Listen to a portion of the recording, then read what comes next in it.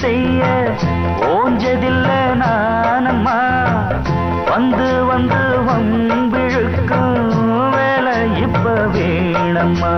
விளக்கு ஏற்றவும் கொஞ்சம் குறைக்கவும் வேணும் பொம்பளை